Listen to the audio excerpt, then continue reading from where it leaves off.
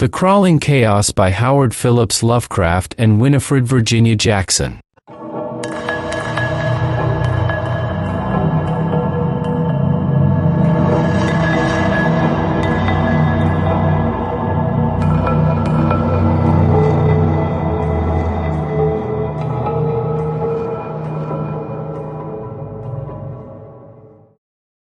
Of the pleasures and pains of opium much has been written.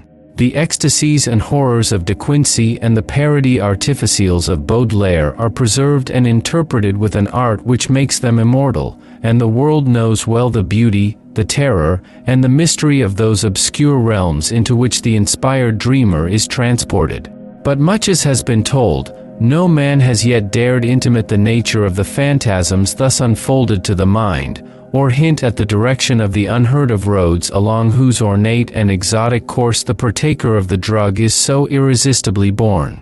De Quincey was drawn back into Asia, that teeming land of nebulous shadows whose hideous antiquity is so impressive that the vast age of the race and name overpowers the sense of youth in the individual. But farther than that he dared not go. Those who have gone farther seldom returned, and even when they have been either silent or quite mad. I took opium but once. In the year of the plague, when doctors sought to deaden the agonies they could not cure. There was an overdose. My physician was worn out with horror and exertion, and I traveled very far indeed. In the end I returned and lived, but my nights are filled with strange memories, nor have I ever permitted a doctor to give me opium again. The pain and pounding in my head had been quite unendurable when the drug was administered. Of the future I had no heed to escape, whether by cure, unconsciousness, or death, was all that concerned me. I was partly delirious, so that it is hard to place the exact moment of transition, but I think the effect must have begun shortly before the pounding ceased to be painful. As I have said, there was an overdose, so my reactions were probably far from normal. The sensation of falling, curiously dissociated from the idea of gravity or direction, was paramount, though there was a subsidiary impression of unseen throngs in incalculable profusion, throngs of infinitely diverse nature, but all more or less related to me. Sometimes it seemed less as though I were falling, than as though the universe or the ages were falling past me. Suddenly my pain ceased, and I began to associate the pounding with an external rather than internal force. The falling had ceased also, giving place to a sensation of uneasy, temporary rest, and when I listened closely, I fancied the pounding was that of the vast, inscrutable sea as its sinister, colossal breakers lacerated some desolate shore after a storm of titanic magnitude. Then I opened my eyes. For a moment my surroundings seemed confused, like a projected image hopelessly out of focus, but gradually I realized my solitary presence in a strange and beautiful room lighted by many windows. Of the exact nature of the apartment I could form no idea, for my thoughts were still far from settled, but I noticed vari-colored rugs and draperies, elaborately fashioned tables, chairs, ottomans, and divans, and delicate vases and ornaments which conveyed a suggestion of the exotic without being actually alien. These things I noticed, yet they were not long uppermost in my mind. Slowly but inexorably crawling upon my consciousness, and rising above every other impression, came a dizzying fear of the unknown, a fear all the greater because I could not analyze it, and seeming to concern a stealthily approaching menace. Not death, but some nameless, unheard-of thing inexpressibly more ghastly and abhorrent. Presently I realized that the direct symbol and excitant of my fear was the hideous pounding whose incessant reverberations throbbed maddeningly against my exhausted brain. It seemed to come from a point outside and below the edifice in which I stood, and to associate itself with the most terrifying mental images. I felt that some horrible scene or object lurked beyond the silk-hung walls, and shrank from glancing through the arched, latticed windows that opened so bewilderingly on every hand. Perceiving shutters attached to these windows, I closed them all, averting my eyes from the exterior as I did so.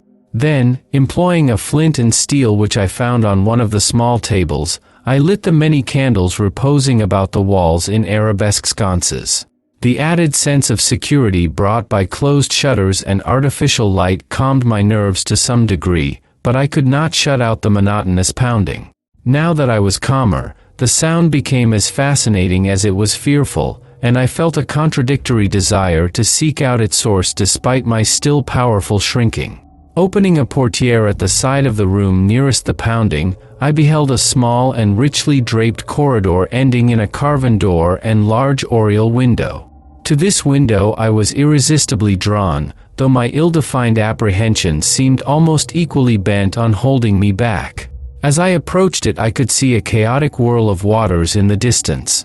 Then, as I attained it and glanced out on all sides, the stupendous picture of my surroundings burst upon me with full and devastating force. I beheld such a sight as I had never beheld before, and which no living person can have seen save in the delirium of fever or the inferno of opium. The building stood on a narrow point of land, or what was now a narrow point of land, fully 300 feet above what must lately have been a seething vortex of mad waters. On either side of the house there fell a newly washed-out precipice of red earth, whilst ahead of me the hideous waves were still rolling in frightfully, eating away the land with ghastly monotony and deliberation. Out a mile or more there rose and fell menacing breakers at least 50 feet in height, and on the far horizon ghoulish black clouds of grotesque contour were resting and brooding like unwholesome vultures. The waves were dark and purplish, almost black, and clutched at the yielding red mud of the bank as if with uncouth, greedy hands. I could not but feel that some noxious marine mind had declared a war of extermination upon all the solid ground, perhaps abetted by the angry sky. Recovering at length from the stupor into which this unnatural spectacle had thrown me, I realized that my actual physical danger was acute. Even whilst I gazed the bank had lost many feet, and it could not be long before the house would fall undermined into the awful pit of lashing waves. Accordingly I hastened to the opposite side of the edifice, and finding a door, emerged at once, locking it after me with a curious key which had hung inside. I now beheld more of the strange region about me, and marked a singular division which seemed to exist in the hostile ocean and firmament. On each side of the jutting promontory different conditions held sway. At my left as I faced inland was a gently heaving sea with great green waves rolling peacefully in under a brightly shining sun. Something about that sun's nature and position made me shudder, but I could not then tell, and cannot tell now, what it was. At my right also was the sea, but it was blue, calm, and only gently undulating, while the sky above it was darker and the washed-out bank more nearly white than reddish. I now turned my attention to the land, and found occasion for fresh surprise, for the vegetation resembled nothing I had ever seen or read about. It was apparently tropical or at least subtropical, a conclusion borne out by the intense heat of the air. Sometimes I thought I could trace strange analogies with the flora of my native land, fancying that the well-known plants and shrubs might assume such forms under a radical change of climate, but the gigantic and omnipresent palm trees were plainly foreign. The house I had just left was very small, hardly more than a cottage, but its material was evidently marble, and its architecture was weird and composite, involving a quaint fusion of Western and Eastern forms. At the corners were Corinthian columns, but the red tile roof was like that of a Chinese pagoda.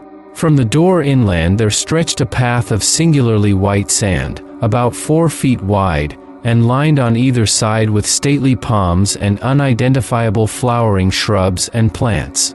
It lay toward the side of the promontory where the sea was blue and the bank rather whitish. Down this path I felt impelled to flee, as if pursued by some malignant spirit from the pounding ocean.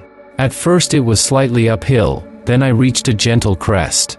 Behind me I saw the scene I had left, the entire point with the cottage and the black water, with the green sea on one side and the blue sea on the other, and a curse unnamed and unnameable lowering over all.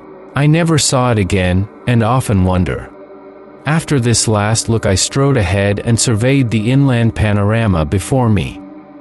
The path, as I have intimated, ran along the right-hand shore as one went inland.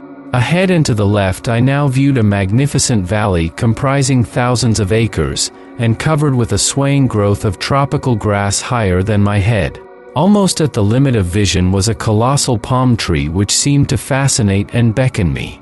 By this time wonder and escape from the imperiled peninsula had largely dissipated my fear, but as I paused and sank fatigued to the path, idly digging with my hands into the warm, whitish golden sand, a new and acute sense of danger seized me. Some terror in the swishing tall grass seemed added to that of the diabolically pounding sea, and I started up crying aloud and disjointedly. Tiger? Tiger? Is it tiger? Beast? Beast? Is it a beast that I am afraid of?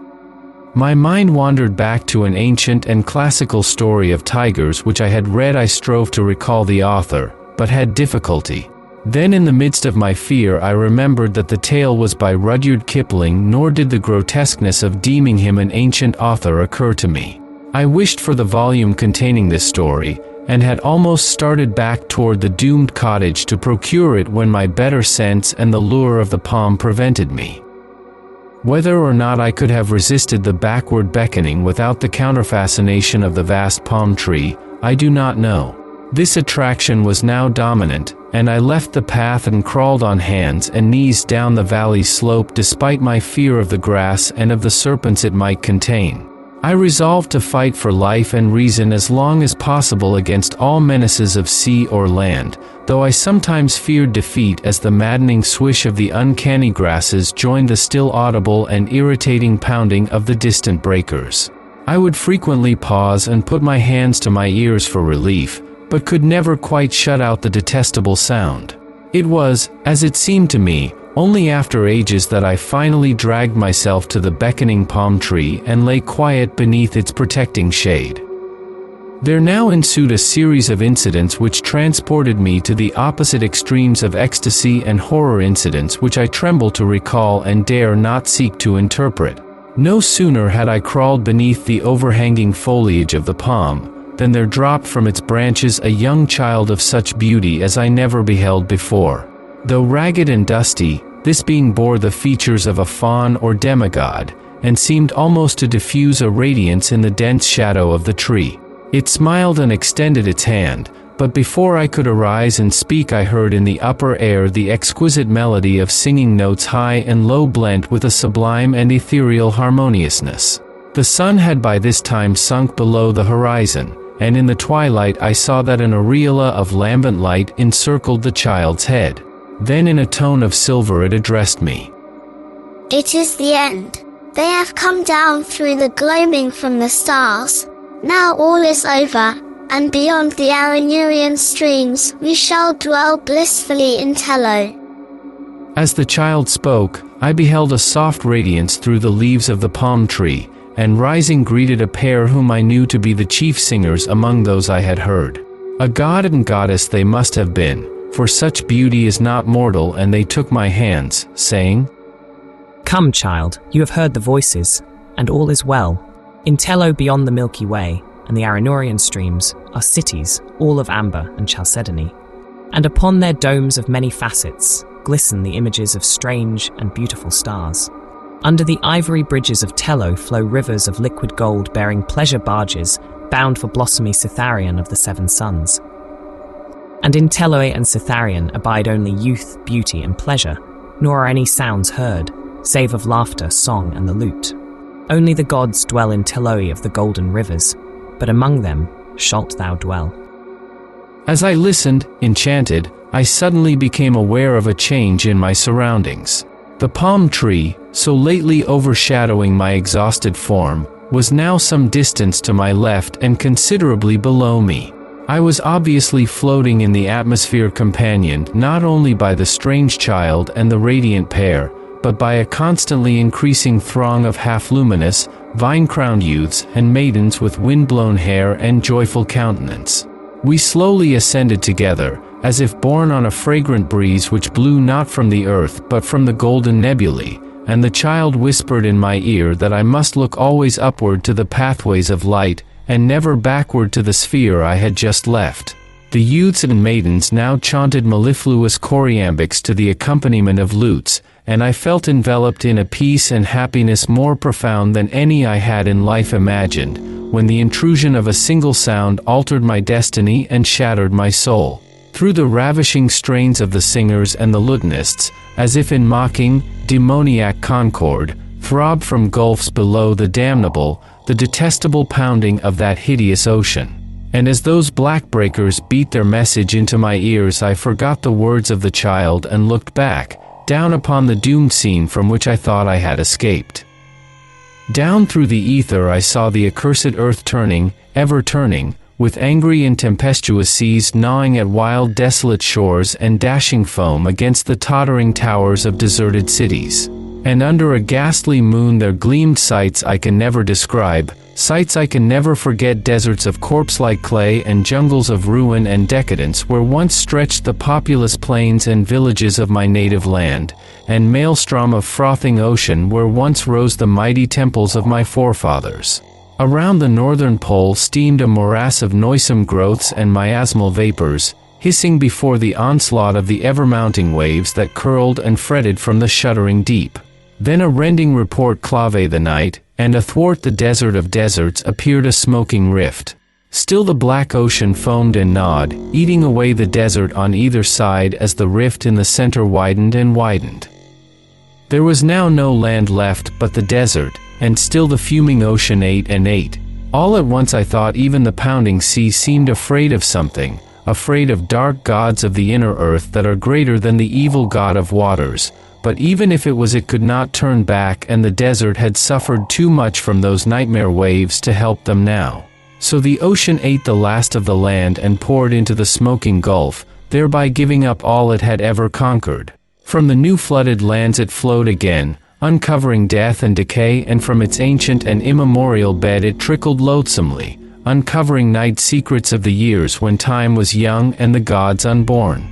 Above the waves rose weedy, remembered spires. The moon laid pale lilies of light on dead London, and Paris stood up from its damp grave to be sanctified with stardust. Then rose spires and monoliths that were weedy but not remembered, terrible spires and monoliths of lands that men never knew were lands. There was not any pounding now, but only the unearthly roaring and hissing of waters tumbling into the rift. The smoke of that rift had changed to steam, and almost hid the world as it grew denser and denser. It seared my face and hands, and when I looked to see how it affected my companions I found they had all disappeared. Then very suddenly it ended, and I knew no more till I awaked upon a bed of convalescence. As the cloud of steam from the Plutonic Gulf finally concealed the entire surface from my sight, all the firmament shrieked at a sudden agony of mad reverberations which shook the trembling ether. In one delirious flash and burst it happened, one blinding, deafening holocaust of fire, smoke, and thunder that dissolved the wan moon as it sped outward to the void.